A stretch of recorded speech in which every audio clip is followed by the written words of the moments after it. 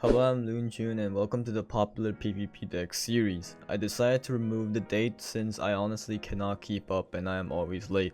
I will leave the date in the description box however, so if you want to check it out, then just scroll down to the description. I'm currently only seeing SolarLunarSac in the lower classes. I still think SolarLunarNuke is one of the best SolarLunar decks for beginners, but people who don't know how to properly use SolarLunar are playing in the lower classes. The pros are that it's pretty good, but at the same time it is not beginner friendly. The cons are without good specs and experience, you will lose pretty early on in the match. Strong against Typhoon decks and can sometimes outlive Yinyang decks if low class SolarLunar. I don't think I need explanation on this deck, but people are trying to write against me, so I guess I will explain this time. Basically, you outmerge the enemy and try to get harmony as quick as you can. However, with the lack of switch, you cannot accomplish that easily. Pros are it's pretty much immune to Assassin. I felt like I couldn't really do against this deck with Assassin when I was playing SacYang. Cons are IX and Royal exists and they will wreck you.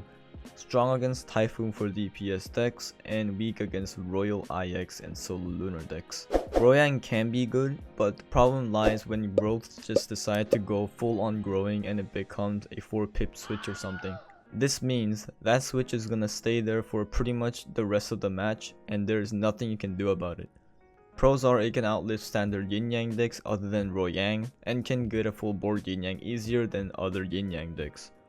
Cons are growth is a pain when it grows to something you don't want it to grow. It's a double-edged sword. Strong against all Yinyang decks other than GrowYang and weak against Royal related decks. I don't think AssPhoon is reliable anymore just because of the dramatic increase of Yinyang players. To really beat Yinyang with this deck is to pray that they won't get switched in their first 6 or 7 dice that they spawn and then assassin until no DPS is left. Pros are it's good and that's really it. Cons are switch is a thing and it's an oopsie. Strong against SolarLunar and possibly other Typhoon related decks, but extremely weak against Yinyang opponents. Even Yinyang no switch can somewhat beat this deck with ease. SacYang isn't bad, but I still think GrowYang is a lot better. SacYang can counter Assassin and IX very well and you can control the deck easily. Also, if the situation is bad, you can merge your sacrifice to an unwanted spot and gain SP. Pros are it's a Yinyang deck with sacrifice, meaning surviving early game would be a little easier due to both sacrifice and switch hitting mobs like they are the DPS.